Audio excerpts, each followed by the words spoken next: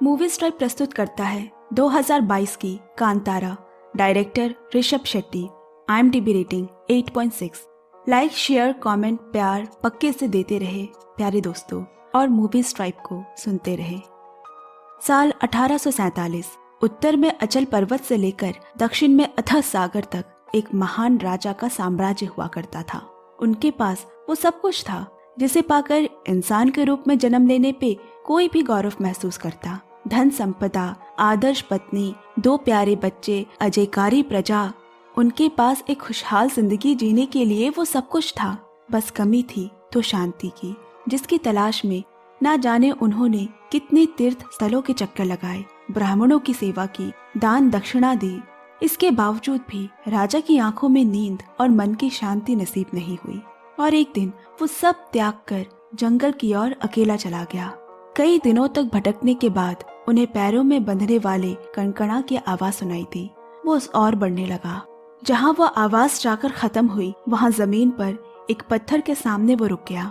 उसके हाथों से शस्त्र अपने आप छूट गए और दोनों हाथ जोड़े वो खड़ा रह गया। उनका दिल और आंखें भर आई।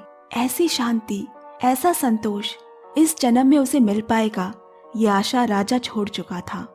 पीछे मुड़कर देखा तो पूरे काड़ू बिट्टू गांव के लोग वहां जमा थे। राजा ने उनसे विनती की, इस पत्थर रूपी देवता को उन्हें साथ ले जाने दें। गांव वालों ने कहा, हे राजन, आप हमारे पांजुरुली दैवा को छोड़कर कुछ भी मांग ले। मगर राजा भूत बने हाथ जोड़े वहीं खड़ा रहा। तभी वहां खड़े पुजारी में पांजुरुली दैवा बोल पड़े, तू मुझे इस गांव से ले जाना चाहता है ना, अपनी सुख शांति के लिए, लेकिन ये बता कि तू बदले में इन गांव वालों को क्या देगा। राजा ने कहा, जो आप कहें। मेरी आवाज जितनी दूर तक जाएगी वो पूरी जमीन तुझे गांव वालों को दान में देनी होगी। बोल, है मंजूर? अगर तूने या तेरे वंशज अपनी बात से मुकरे और वचन तोड़ा तो मैं भले ही माफ कर दूं, मगर गुलिगा देवा कभी माफ नहीं करेगा। सारी बातें मानकर राजन उन्हें खुशी खुशी अपने घर के आंगन में ले आए, और उस दिन के बाद से उनकी जिंदगी में सुख, शांति, समृद्धि की कभी कमी नहीं हुई। उस दिन गांव के देव मिले राजा को, और राजा की जमीन मिली गांव वालों को, और तभी से राजा के महल से भूता कोला उत्सव मनाने की प्रथा आरंभ हुई, जो गांव की भूमि पे पूरी होती है। भूता कोला का अर्थ है दैव का नृत्य। इस रिवाज के अंतर्गत एक विशेष परिवार में वंश दर वंश किसी पे पांजुरिला देवा उतरते हैं। ऐसा कई पीढ़ियां बीत गई। भूता कोला बिना किसी भी रुकावट चलता रहा। फिर बदलते वक्त के साथ लोगों के सोच विचार, चाल ढाल भी बदल गए। गांव की जगह शहरों ने ले ली, मगर जंगल के बीच बसा ये गांव जो का त्यों रह गया। जब शहर से पढ़ लिख कर राजा के वंशज आते, उन्हें ये सब रीति रिवाज बेमायने बेतुके लगते। कोई पांजुरिली देवा नहीं है, ये सब गढ़ी हुई बस मन घड़ंत कहानियां हैं। और उनके पुरखों की ये 100 एकड़ की जमीन वो यूं ही गांव वालों के हाथों में थोड़ी ना छोड़ देंगे। वक्त आ गया है अब हिसाब बराबर करने का। हर बार की तरह इस साल भी भूता कोला का अनुष्ठान विधि पूर्वक रखा गया। नियम के अनुसार पांजुरुली देवा मनुष्य शरीर में आकर राजा के वंशज से पूछते हैं कि उन्हें क्या किसी चीज की जरूरत है। राजा के वंश ने कहा, हमारी जमीन हमें वापस चाहिए, इन गांव वालों से बोलो कि यहाँ से चले जाए। पांजुरुली देवा ने उत्तर में कहा, ठीक है, तो बदले में इतने वर्षों की सुख शांति तुम वापस कर दो। फिर वंशज ने ताव में आकर कहा, मैं तुम्हें अदालत तक घसीट कर लेकर जाऊंगा, देखना। देवा ने कहा, अरे मूर्ख, अदालत की सीढ़ियों पर ही तेरा न्याय हो जाएगा।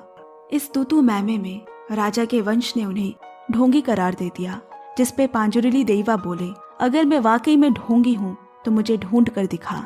ऐसा कहकर वो जंगल की ओर बढ़ गया, और उसके बाद वो कभी किसी को नहीं मिला, मानो उन्हें जमीन खा गई या आसमान निकल गया हो। इस परिवार का आखिरी वंश शिव अपने पिता को कई दिनों तक जा जाकर जंगल में ढूंढता रहा, लेकिन ऐसा लगता है वो पांजुरुली देवा के साथ एक हो चुके हैं। इधर राजा का वही वंशज अदालत की सीढ़ियों में ही खून की उल्टियां करते हुए मारा गया, जैसा कि पांजुरुली देवा ने भविष्यवाणी की थी। अब इस बात को 20 साल गुजर गए।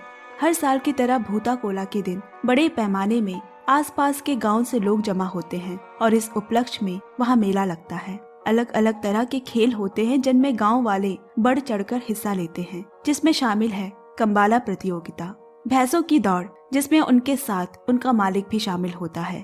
पिछले 3 सालों से इसमें विजेता होता आ रहा है शिवा, वही शिवा जिसके पिता 20 साल पहले भूता कोला करते हुए जंगल में समा गए थे।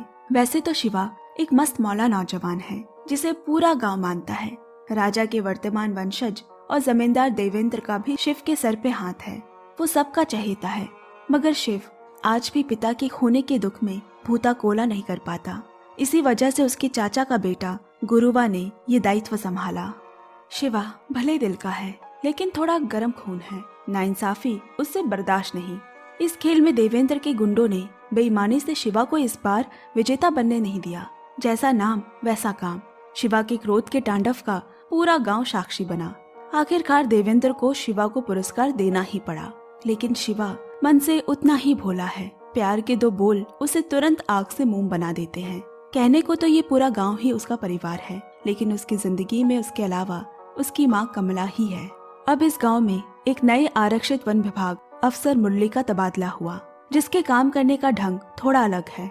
वो सही को सही और गलत को गलत बताने में कभी नहीं हिचकिचाता। ड्यूटी के पहले दिन से ही मुरली ने गांव के लोगों पे जंगल से लकड़ियां काटने और जानवरों जैसे जंगली सुअर इत्यादि को मारने पे रोक लगा दी। पर गांव वाले भी क्या करें, ये जंगल ही सदियों से उनका भरण पोषण करती आई है। सारी जरूरतों के लिए वो इस पर निर्भर है। मगर मुरली का कहना है कि ये जंगल सरकारी संपत्ति है। यहाँ कई तरह के दुर्लभ जानवर और पेड़ पौधे हैं जिन्हें संरक्षण की जरूरत है। लेकिन अनपढ़ गांव वालों को ये सारी बातें कहाँ समझ आएगी।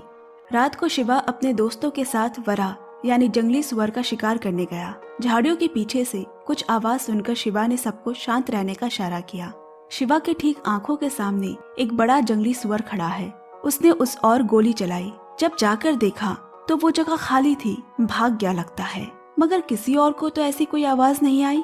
शिवा ने एक लंबे पेड़ के ऊपर अपने लिए एक छोटी सी कुटिया बनाई है, जिसे वो कैलाश कहता है। आंख लगते ही उसकी आंख दोबारा खुली। वो जंगल के बीचों बीच खड़ा 12 साल का वही शिवा है जिसने अपने पिता को खोया था। और सामने एक वरा जिसके पैरों से कनकना की ध्वनि आ रही है, जैसे वो शिवा को किसी गहरी नींद से जगा रहा हो, जो नींद वो बचपन से सो रहा है। डर कर शिवा की आंखें खुल गई। अब यहाँ पुलिस वालों को कल रात जंगल के गश्त लगाते वक्त पांजुरली देवा के सर के आभूषण मिले, जो कई 100 साल पुराना है और जिसकी मर्यादा राजा के मुकुट से भी कहीं ज्यादा है। अब इधर शिवा और उसके साथी जमींदार देवेंद्र के यहाँ जमीन पे बैठकर खाना खा रहे हैं, जो उनके सामाजिक तबके का प्रतीक है।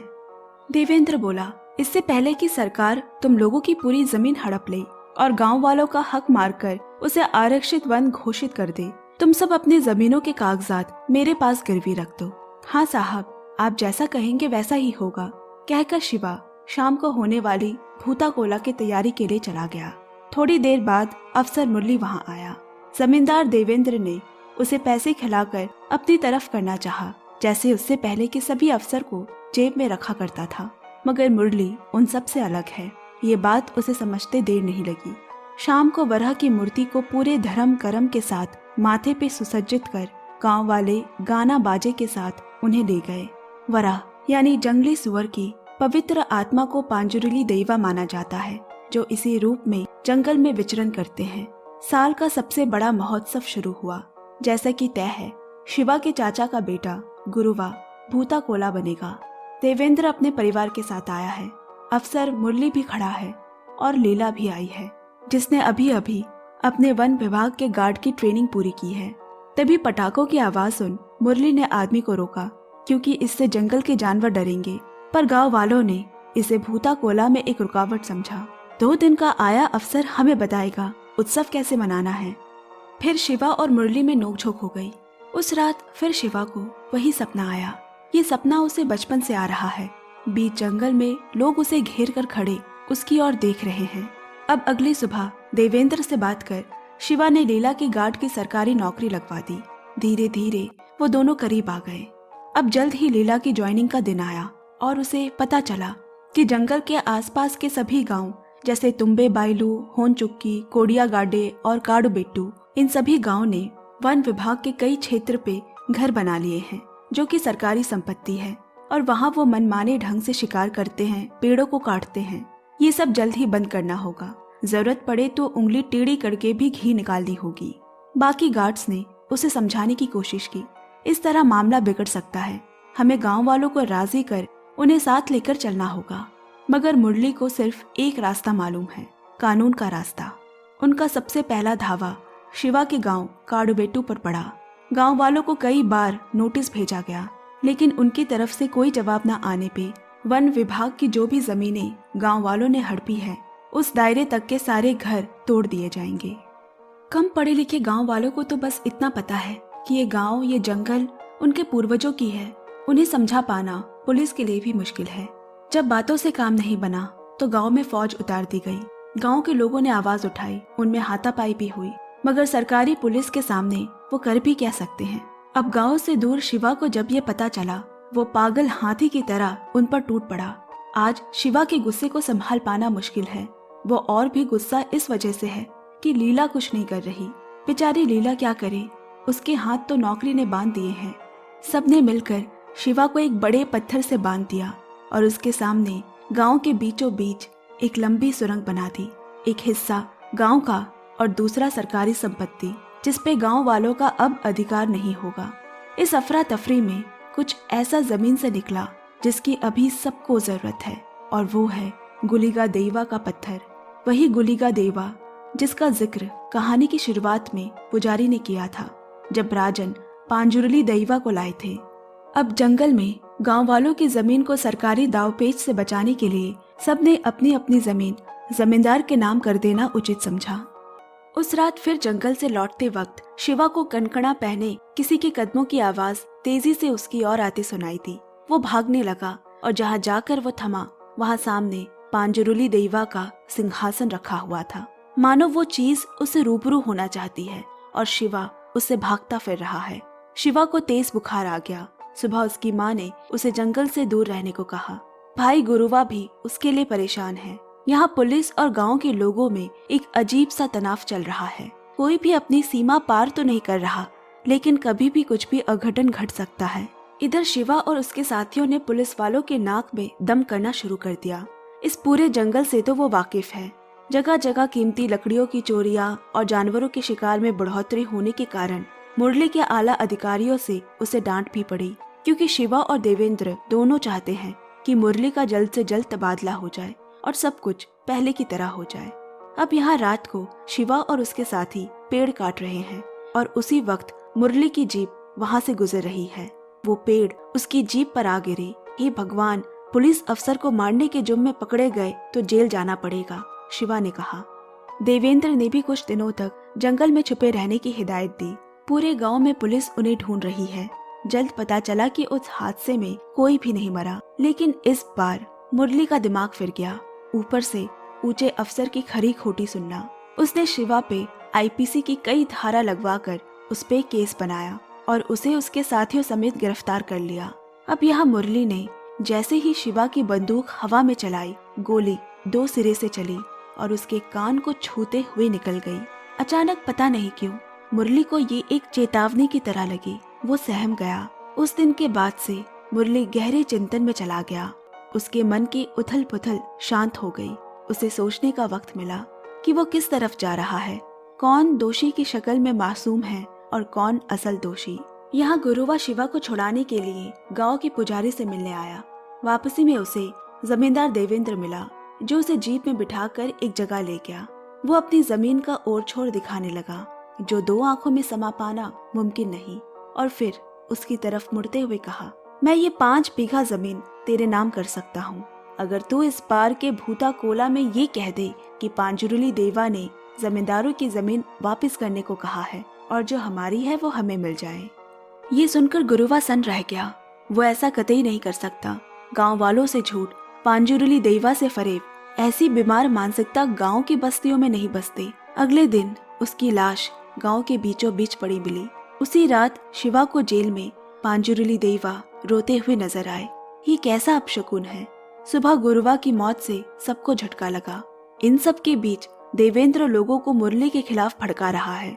वो हमारी जमीन हड़पना चाहता है, हमारे बच्चों को जेल में भर दिया और अब भूता कोला करने वाले गुरुवा को मार दिया। इसका बदला मैं जरूर लूंगा। जब शिवा को पता चला, उसके सर पे हाथ पड़ गया। उसका भाई समान गुरुवा मर गया। ये परीक्षा कितनों के प्राण लेगा। घर छीन गए, जमीन छीन गई निहत्थे असहाय लोगों की बलि चढ़ रही है। आखिर कब आएंगे काड़ू बेटू के रक्षक, उनके पालनहार, उनके देवा? या सच में वो कहानियां मन बहलाने के लिए ही थी? यहाँ मुरली ठीक होने के बाद वापस दफ्तर जाने लगा।